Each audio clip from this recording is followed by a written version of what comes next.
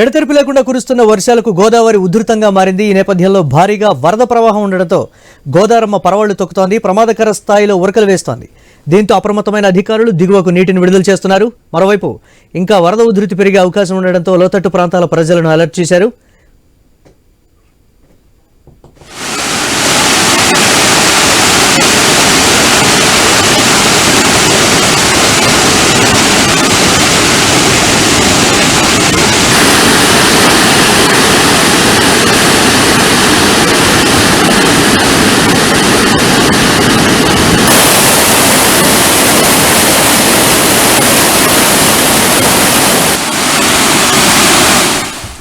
ఇక ధవళేశ్వరం దగ్గర గోదావరి నీటి మట్టం పెరిగింది, 10.90 అడుగులకు చేరింది.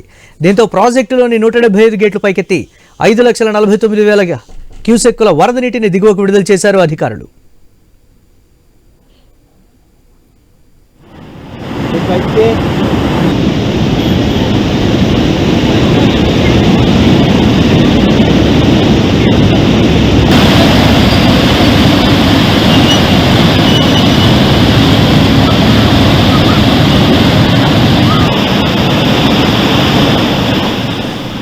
పోలవరం ప్రాజెక్టు స్పిల్వే ఎగువన ఈ ఏడాది రెండోసారి నీటి మట్టం 30 మీటర్లు దాటింది.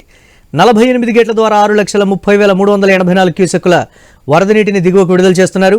కాపర్ డ్యాం ఎగువన మరోసారి బ్యాక్ వాటర్ ప్రభావంతో ముంపు హెచ్చరిక జారీ చేశారు. వేలేరుపాడు, కుకునూరు మండలాల్లో ఎద్దువాగు, గుండేటివాగు పొంగి పొర్లుతున్నాయి. రహదారిపై నుంచి వాగులు ప్రవహిస్తూ ఉండడంతో 25 గ్రామాలకు రాకపోకలు బంద్ అయ్యాయి. గోదావరి ఉధృతి మరింత పెరిగే అవకాశం ఉండడంతో అధికారులు అప్రమత్తమయ్యారు.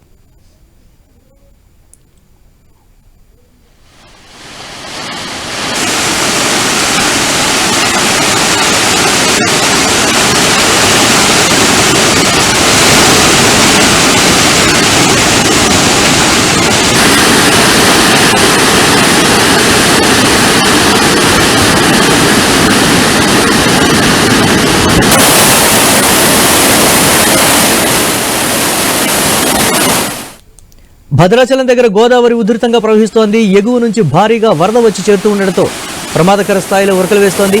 నీటి మట్టం మరింత పెరిగే అవకాశం ఉంది. దీంతో నీటిని దిగువకు విడుదల చేస్తున్నారు అధికారులు. వరద ఉధృతి నేపథ్యంలో లోతట్టు ప్రాంతాల ప్రజలకు హెచ్చరికలు జారీ చేశారు. లంక గ్రామాలతో పాటు వరద ప్రభావిత ప్రాంతాల ప్రజలను అలర్ట్ చేశారు అధికారులు.